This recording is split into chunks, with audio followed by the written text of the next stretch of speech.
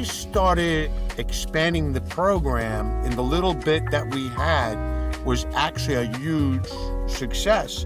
We wound up building full houses in little rooms. I mean, with roofs on it, windows, doors, and everybody loved I'm out it. there, I'm traveling, I'm living my best life. Like, I'm going on free flights, hotels is free, per diem every day, about $150. And I got to see the most beautiful states. I even been to Germany. You know what I mean?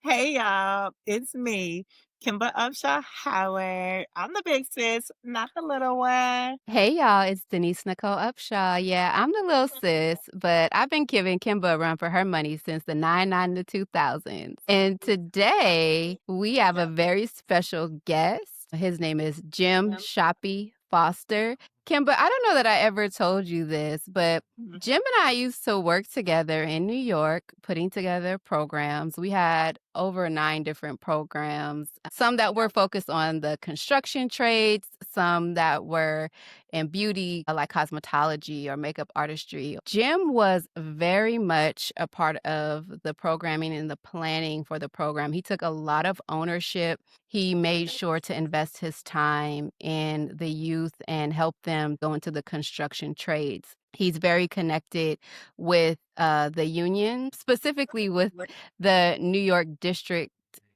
Council of Carpenters. He's also now an executive director of his own nonprofit where he's helping youth who are finishing career and technical education programs and wanting to enter into the unions do just that. And so I get the pleasure of bringing Jim to our platform, chatting with him about what it means to be successful in a trade and how do we leverage trades and use that as a blueprint for success.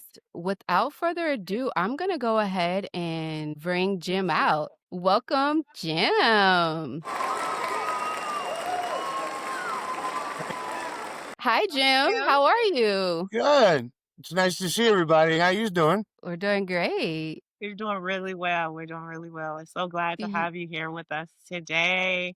I hear you have a lot of information to share with us. The accolades are everything. We trust in your expertise, and we know that by the end of this show, that folks are just going to be so motivated and inspired. Matter of fact, if you haven't already done so, why don't you go ahead, subscribe, like, and hit that notification bell. Shoppy, tell us what you have for us today. I've been in the union as a master carpenter now 25 years. My anniversary was this past May. And I've been in the non-union sector for about 16, 17 years. I loved it and my whole family was in it. So, of course, that's where I wound up. I was in at the time maybe about 15 years. And all of a sudden there was a posting for carpentry instructor that was being offered in programs through the Department of Corrections and Department of Education. I wound up getting called in and accepted the position as an instructor. So when we began, I met Denise, and Denise was the director of the program at the time. Denise actually gave me every bit of wanting to do this. I watched how she was with the students. I watched how she worked with all the administration, all the community service people, and it was inspiring. And being I had certain contacts at that time, being in the carpenters, I was like, these kids need a lot more than what we're really offering. Denise accepted every crazy idea that I ever came up with, which was amazing. And took a lot of heat for the crazy ideas, too. I do have to say that. But it turned out that her and I agreed that it should be a realism. It should be what they're going to need when they get out. So we started expanding the program, and the little bit that we had was actually a huge success. We wound up building full houses in little rooms. I mean, with roofs on it, windows, doors, and everybody loved it. So if I remember correctly at that time, Denise said, let's expand it. We decided that we were going to try something new in certifications to get them out to help them with jobs. But I made a few phone calls. I got involved with the District Council of Carpenters. They were looking to recruit, and they knew that I was now a licensed DOE instructor under the construction technology. So they were willing to start accepting our students based on their skills. So Gary was actually my very first student, along with a couple of others that wound up being recruited into the carpenters training. He did phenomenal, and the feeling of somebody being able to accomplish everything that you've taught them was amazing. And I think that's the part you really wanted to know, is what made me keep going and flourishing and going for more. And, keep something in mind. It's not one person. It's a dream one person has, but it took so many to get where we are now. And let me give a little context to our viewers about the program itself. So the program was an exploratory program. These students would come for 2 hours or so a day for 10 weeks. We wanted to be very short term so that the participants could explore multiple programs, multiple fields, to identify what naturally worked for them. What is something that they could truly see themselves doing in the community and pursuing as a career? We had a vision initially of, let's just have the kids build some little knickknacks so that they can get a feel for what it means to like hold a hammer a nail into a piece of wood, and so forth. But as Jim mentioned, he said, if we're going to do this, we're going to do it right. Right. If we're going to do it, we're going to really prepare these young men and women for what it means to work in the field, so that when they are eligible to go into these apprenticeship and pre-apprenticeship programs, that they are equipped to do so successfully, rather than them just saying, hey, you're not ready, come back. Jim, I know that your program right now is a high school-based program where they earn their high school diploma as well as their certifications and work experience to go directly into the trades, right? Right. And so with that being the case, they are prepared right after high school to go into the workforce. Right. And that was typically in the past called vocational training. And now it's been rebranded as career and technical education, Right. where they have these sorts of programs for hospitality, culinary arts, a variety of trades where youth can go to high school and earn the certifications that they need to work immediately after high school. The phrase that came up was, not everybody is college material. So everybody would like to point to the fact, okay, the trades. And I have to tell you, you still, when you're in the trade in your apprenticeship program, you're still going to go through extensive training, extensive classrooms, extensive training on the job sites. So you're always going to school. So especially for those that don't like school, you're not going to tell them, but yeah, they're going to be in school. I just turned 60 years old this April, and I still do the training. I got to keep up with today's changes in order to give my students today's changes. You just said something that I found to be very interesting and very true. And that's, everyone doesn't want to go down the traditional route of education. And there are so many different ways to be able to get to that. And it's also a great way now for me to segue into introducing Gary, because Gary is a living testament to this actual program, right? Gary that's my golden child right there. Gary currently holds credentials for electrical wiring, as well as mechatronics tech, as well as being a mechatronics technician. And going through the HVAC program so that you can receive your associate's degree. And on top of all of those titles, and Shoppy has bigged you up a lot as being his golden student, but I will be remiss in my duty if I didn't let the people know that your best title, your highest title, is actually being a fiance and a father straight out of the Bronx. That's the BK. I love it. The BX. No, the BX, right. Thank you. See, I'm a Cali girl, so I just try. Thank you, Welcome, Gary, Gary. for joining us. Pleasure to meet y'all. Thank you for having me. Yeah. So, based off of some of the things that Shoppy has given us about the program, what actually made you decide that this particular program was a pathway that you wanted to choose? Honestly, I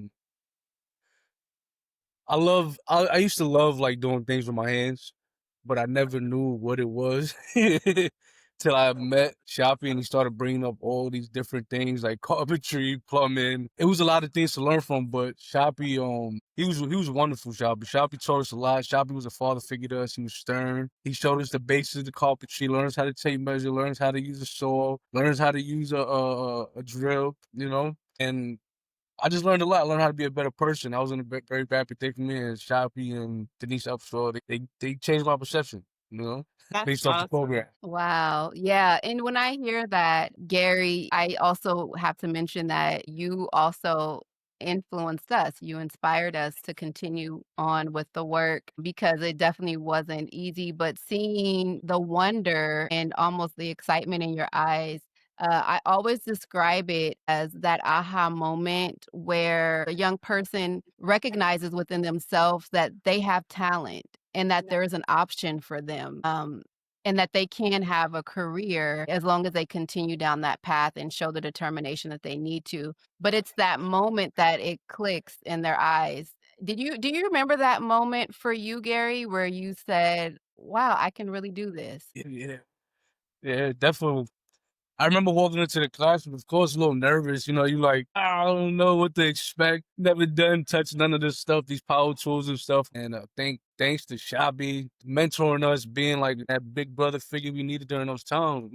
We learned, we gained confidence. We learned about ourselves. We learned that it's possible. You know what I mean? Even in our baddest times, we could learn something. We could be our better selves. I love that. Now, Shoppy, tell me, is the program limited to males only, or did you have actual female participants? And was there a difference in the learning style since we're now talking hands on, things that are typically reserved for males, but we know women get into it just the same? So, did you have the opportunity to train females along this line as Oh yeah, that was an experiment that worked out beautiful, I think, in the trades. I mean, it worked. Listen, I've never seen a more dedicated worker than the women that we were training. They were so explosive in the program that Denise was like, we gotta do something else. So I created a maintenance program, and it just, like I said, yeah, it was great. And no, there's no difference in the training at all. The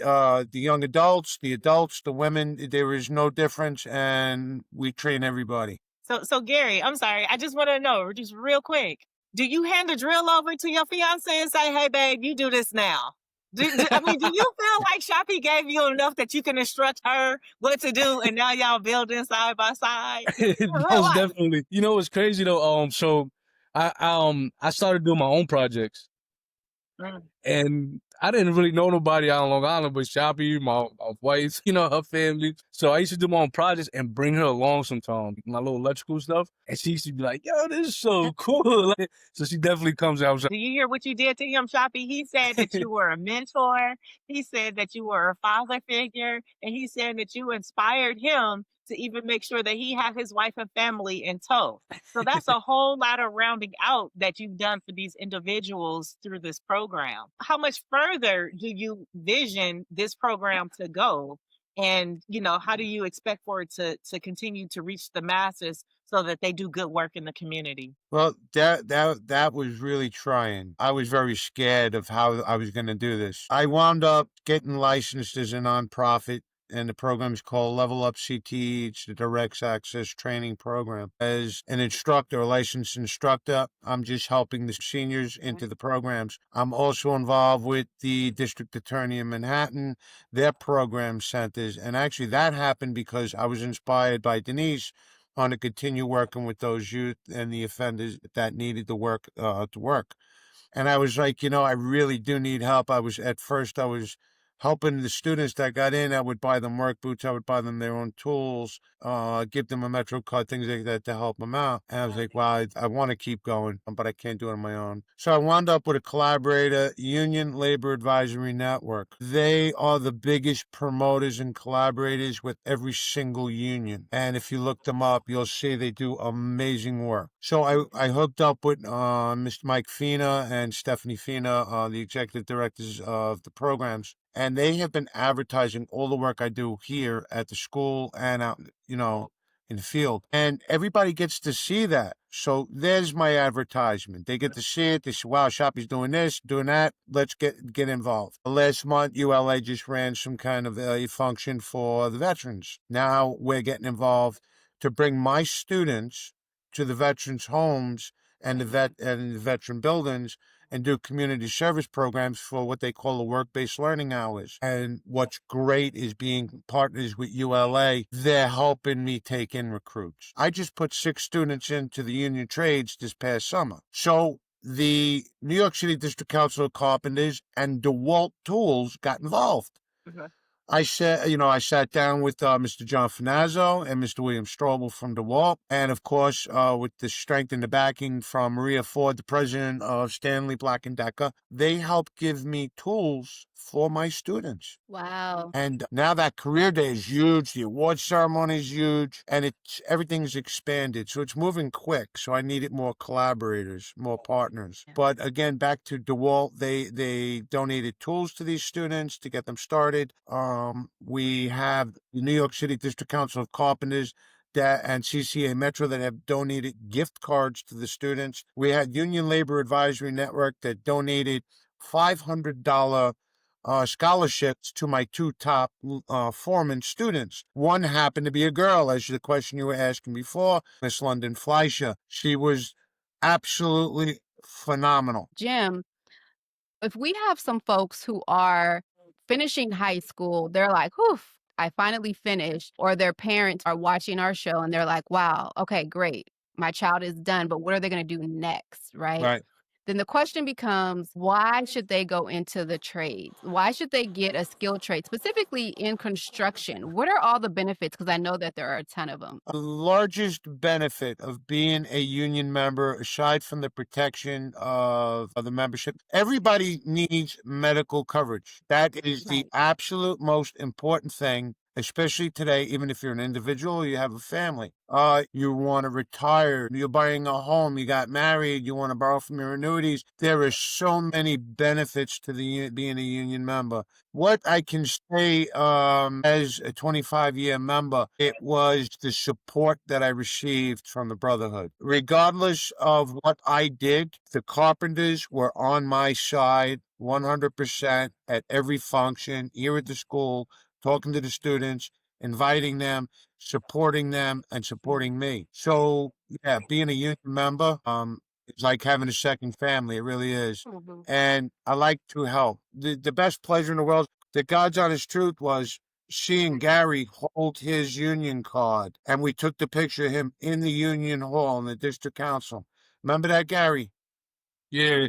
That was the happiest moment. And I was like, we're going to do this bigger and we're going to do it better. Yeah, and Gary, can you tell us from your standpoint as a young person who joined the trades and pursued this, why not just, be at home playing video games? What was the benefit for you? But there was a lot of benefits that I didn't even know that came out of going into a trade, like not even understanding what was coming out of it. Like at a young age especially, it's very important coming out of high school, going into a trade, because honestly, like, your moms need help sometimes. You need some money in your pockets. You know what I mean? It's time to either put your big boy pants on, or you want to go be a stay-at-home bum. You know what I mean? And I'm not saying trades is the easiest way if you want to be successful, but if you want to go and use your hands and go learn things new and be out there, go find a trade and go make some money. So you can buy yourself a nice little car, a nice little apartment. You know what I mean? And if you want, after you're done working, you could probably go and do whatever you want after, like go get a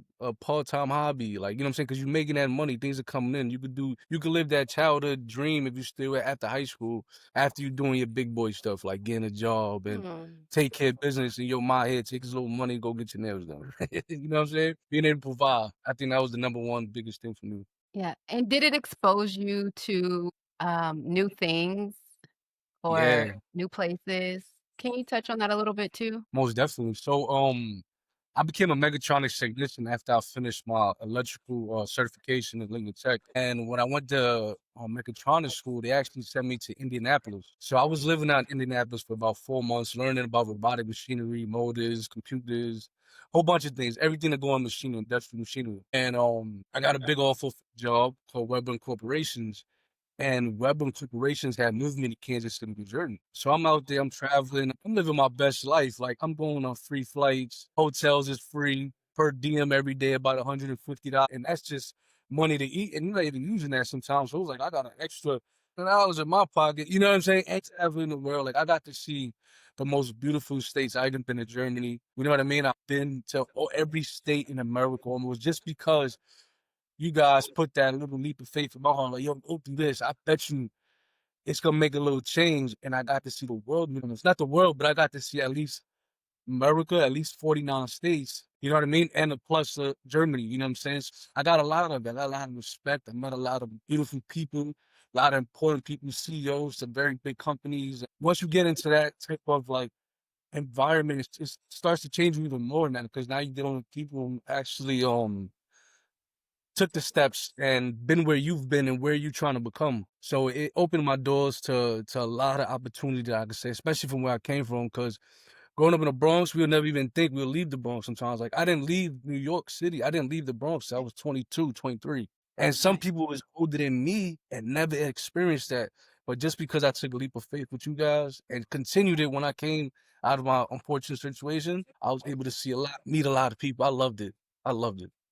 Everything that you just said, right? See, we usually ask folks what would they tell their younger self, but I think Oh, you just right here told us not only what you would tell your younger self, but what you did with your younger self. And you've Yeah. also provided inspiration for those who may be on the fence or may yeah. not know exactly where they want to go. So I just want to say thank you because that in and of itself was just a beautiful, beautiful testimony. And Thank you I'll so much. turn to Shoppy and I'll say, Shoppy, or I'll ask you, what would you have told your younger self? I think right off the bat, I would have told my younger self to stop walking around thinking I knew it all and will listen to something somebody had said. If I can go back and change a lot of those things, yeah, that would have been the attitude I would have definitely lost.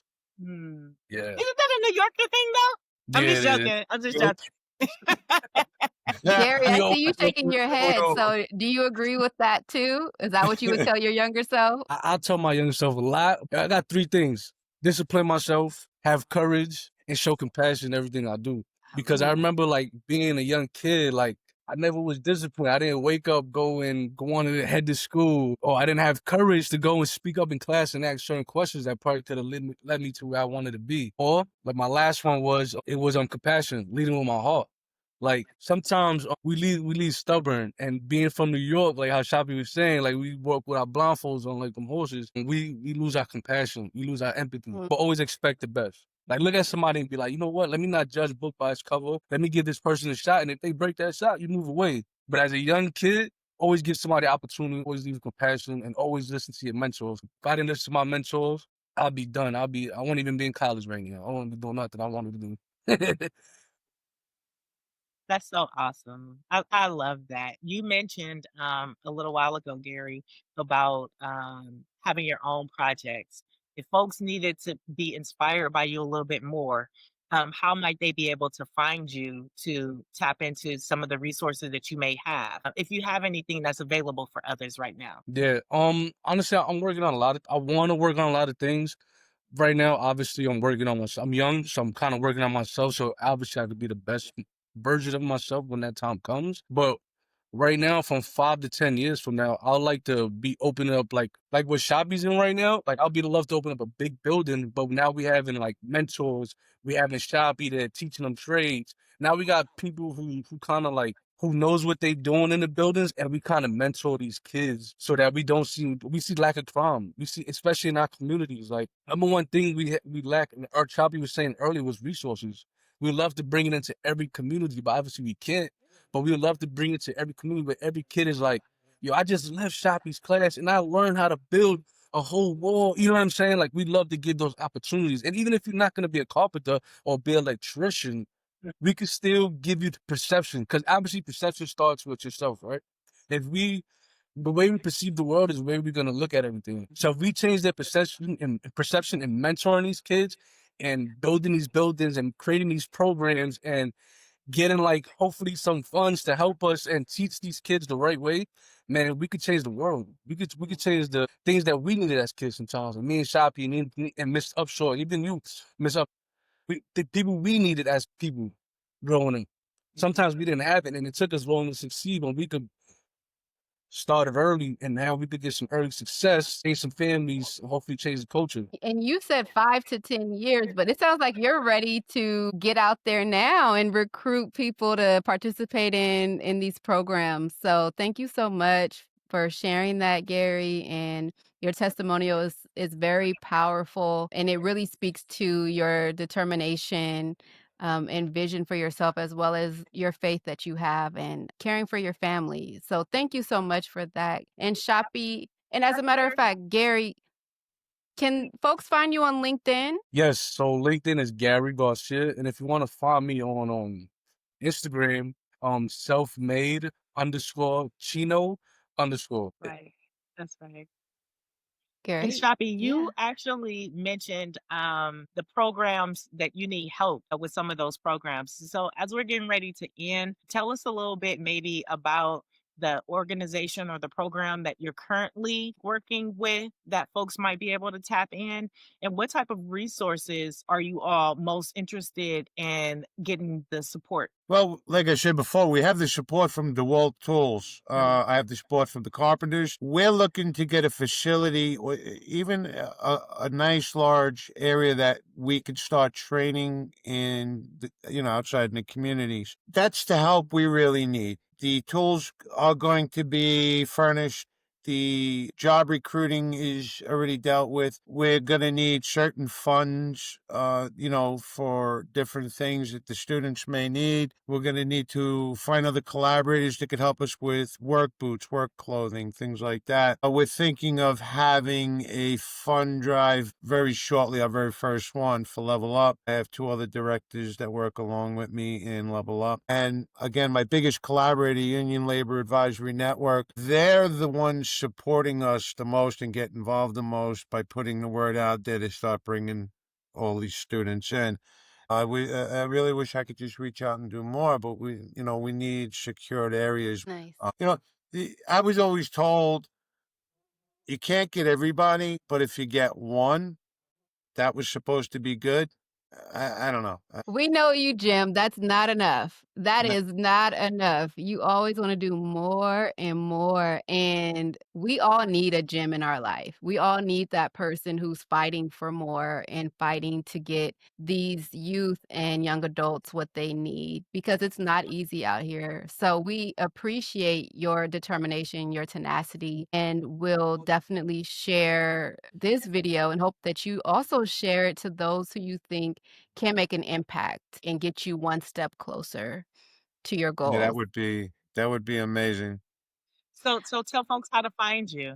What's the name of the program or the Actually, you could find a lot about me under ULA on all the platforms, or you could look under Instagram under Jim Shoppy. I'm on LinkedIn also, so it's not hard to find me. Well, we love it. Okay. We are so humbled Yes. with the presence of both of you. It has just been a wealth of information for me. I know that I want to go out and talk about it with everybody in earshot, especially those folks who don't know which path that they're willing to travel or want to travel. So I appreciate it. Denise appreciates it. And with that, we are going to leave by keeping it all on the up and Up and up. up. Keep it on the up and up. Hey.